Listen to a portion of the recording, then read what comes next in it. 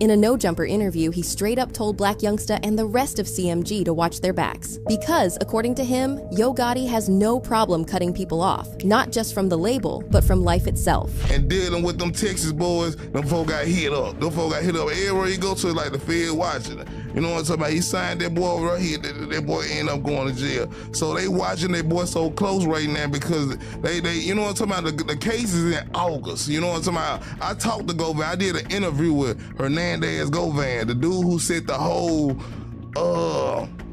supposedly, you know what I'm saying, dog murder up. That warning hit different, especially because it came while the whole crew was still mourning C-Money. Suddenly, all eyes shifted to Boogie, the only one bold enough to keep dropping hints and demanding answers. But here's the thing, if Gotti really played a role in C-Money's death, what makes Boogie safe? His silence right now isn't protection, it's a countdown. And the scariest part? If Gotti is already looking for his next fall guy, Big Boogie might be walking straight into the same trap that C-Money never made it out of. I don't give a how many times we get it, we bump heads. That's real. You make me mad. I'm in love with you. Don't down me. I need you. Man, so people saying Memphis rapper Fast Cash, C-Money just passed away. But the people that don't recognize him, he had the viral song High Off Me that went viral. If I ain't tripping, I think that's his biggest song, but he sadly just passed away. How I feel right now? 100%. I don't for nobody. And I'm finna make everybody regret playing with me. So, Big Boogie just slipped and revealed that C-Money might have been sacrificed. And who did he point the finger? Bruh, we already know who you pointing the finger at. Okay, we already know. My bad, I need some drink. But anyway, we already know who he pointing the finger at. You know what I'm saying? We're gonna lock right on in. We finna get right on to the details, and we about to see what's going on.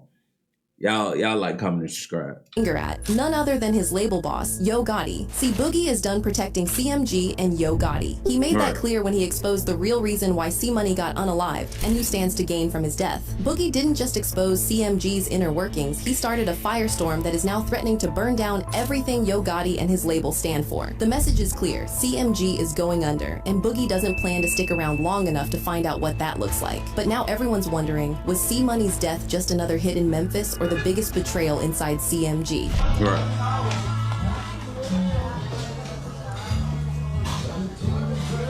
Yeah, I remember when being seeing this. I had watched. They just said my live. got killed. I watched the stream. So, what sparked this whole thing was when Big Boogie dropped this video on his social media where he talked about making someone regret playing with him. It's one of those super short ones where he didn't show his face at all, but from his tone, it's obvious that he wanted someone to get the message. How I feel right now? 100%. I don't fuck with nobody. And I'm finna make everybody regret playing with me. That's all I gotta say. At first, he had fans. I'm gonna keep it a buck, right? So my thing is, I'm starting to think that Gotti got like a problem, a mental problem, right? Or he trying to do some Suge Knight, or he trying to do some of that type of stuff, you know, where he intimidate his artists. You know what I'm saying? He intimidate them just in case y'all decide y'all want to leave. You know what I'm saying? So he signed, you know, some small timer, and as they starting to blow up, you know, you got people like Big Boogie, Moneybag, Black Youngster, people like that. I don't know if Finesse is under him. I don't know if Finesse 2 times is under CMG, but those bigger rappers that they came out, you know, he signed a few small ones, and then he off them. You know, that leads back to Young Dolph, you know, which is probably why Dolph, you know, didn't get in the mix with him, but he still ended up losing his life. So I think that's what Gotti got a problem with. I think he liked to... Scrambling to understand what he was saying. But it became clearer when he followed up with another cryptic message on his IG story. He wrote, "I'm focusing on my daughter, myself, and my career. I ain't letting nobody get in my way. It's finna be 2026. I'm changing day by day as a man. People barely ask me about my mental. I barely even talk to anybody now. I don't care too. Everybody that ever played with me before made me this way. Today I'm focused because I see a bigger picture of my own life. Numb and grinding." He didn't mention Yo Gotti or C-Money directly, but he didn't need to. The The message was clear. Big Boogie was done. Fans caught the shade, and it didn't take time for them to connect the dots. Before Boogie's post, people already had their suspicions about C-Money's death. It seemed too clean, too targeted. But Boogie confessing that he didn't care anymore and was numb was all the confirmation people needed, and that's what blew the whole thing wide open. As y'all know, Fast Cash C-Money was unalive during a shootout that went down in the Fraser neighborhood of Memphis. It's not clear what really led to the incident, and at first, everyone thought it was just senseless gun violence. However, that changed the minute the raw, unedited footage of the incident hit the internet. Suddenly, it looked less like a random act of violence and more like a targeted hit. That little seed was all fans needed to start digging into the incident, and what they found changed everything we thought we knew about this case. As it turns out, C-Money knew something was about to go down weeks before he got unalived, and he didn't plan to just leave his girlfriend and kids without anything. That's why he had been working so hard to seal the deal with Yo Gotti and get signed to CMG. But that's not all he did. According to sources, C-Money also got a life insurance policy as a backup plan for his girlfriend and little kids. And that move? It's not that surprising considering everything else that's going on with CMG, but what's really shocking is the fact that after his death, his girlfriend Kaya set up a GoFundMe to handle his funeral costs and set aside some money to take care of the kids. She added the link to a Facebook post where she left him a sweet tribute. She wrote, "Courtney taught me so much. So happy we got to love on each other. You took my heart with you for real. All I can do is play your music to hear your voice." And this left people shocked. Yeah, C-Money was still up and coming, but he didn't seem like the type to leave his family high and dry. And if the rumors check out, then he had been making plans for what would happen to his loved ones if he died. A leaked document containing some parts of C-Money's contract went viral on Reddit just days after his death. And apparently, he was set to receive an unspecified amount from CMG after he died. But that money, poof, gone with the wind. On top of... One thing you should know, man, make sure you know who you getting in business with. You know, I don't think Gotti got a good track record, man. I don't think he got a good track record. I think that, you know, he is somebody who take people out of Memphis, you know, because we know Memphis is rough. We already know that. So I think his thing is that he like to go into Memphis. He like to find the small rappers. He like to bring them out. He don't never really bring them out. They get themselves out. Because how's all these rappers losing their life in Memphis? But they signed to somebody label as big as CMG. It don't make sense. That, many people expected Yo Gotti to step up and do something for C-Money's family.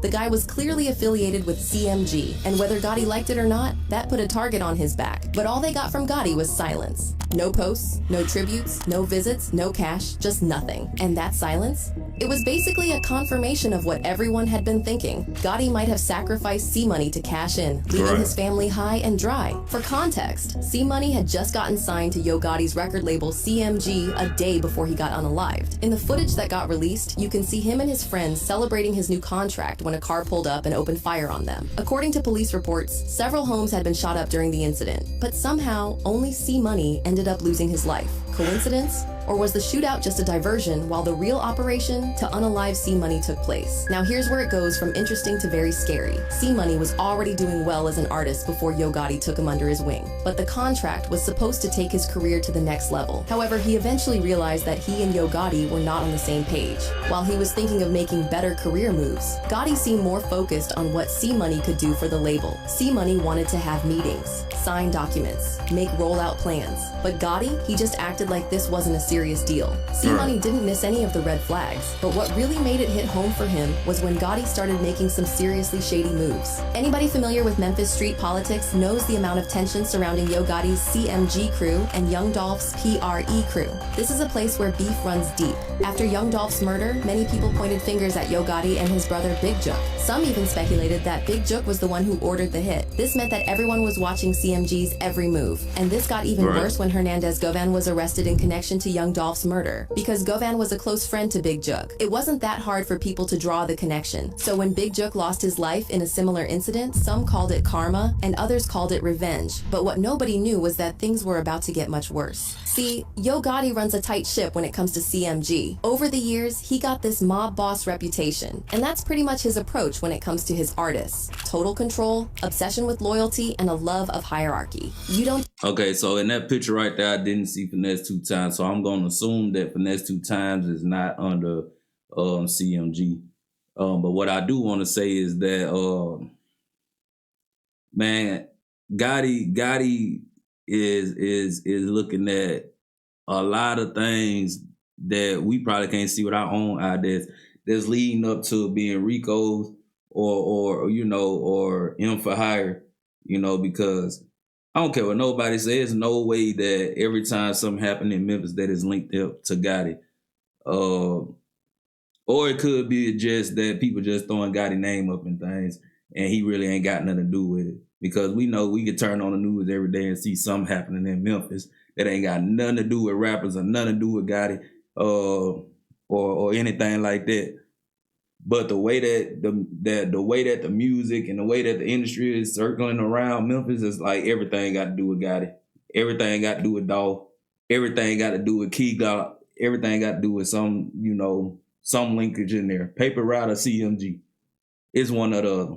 Disrespect the boss unless you want to face his terror. And for the most part, the artists were happy to go along with it. They were all winning. From Glorilla to 42 Doug, Moneybagg Yo, and Black Youngsta. CMG had the roster that everyone wanted. But things started to lose form after Young Dolph's murder. That mob boss style people once praised Gotti for, it suddenly became a reminder of everything that was wrong with gang activity. One by one, CMG artists started falling off. And now, the only person still keeping the label popping is Glorilla. But one artist is not enough to keep a label running. And for Yo Gotti, this wasn't the empire he imagined for himself when he built his label. So he started making some silent moves, laying low, posting less. Word is he even started revising some of his artists' contracts. Yo Gotti was trying hard to switch the narrative in favor of his crew again, and the only way he could do that was to cut off everyone who didn't get with the program. Take Black Youngsta, for example. Black is easily one of Gotti's most loyal guys. He's the muscle. The guy Gotti calls to shake things up. The guy who's not afraid to do things Gotti wouldn't even touch with a 5-foot pole. And this kind of loyalty, it worked in his favor when Gotti was still with the whole mob thing. But now that he's taking the label in a whole new direction, it has become a liability, so he needed fresh faces to fall back on. And that's where C-Money came in. But the thing is, Gotti had different plans for him. And at first, he brushed off all the red flags. But by the time Gotti started making those suspicious moves, he realized he made a huge mistake by associating himself with CMG. Not only did that put a target on his back from Gotti's ops, it also put his life at risk in the label. Because the truth was, Gotti wasn't looking for a new artist. He was looking for an escape plan, and that's what C-Money was to him. Now, the entire CMG crew was devastated when the news about Fast Cash C-Money's death hit, but Boogie seemed most affected by it. It was obvious from the first post he made about it. He wrote, C-Money Smith.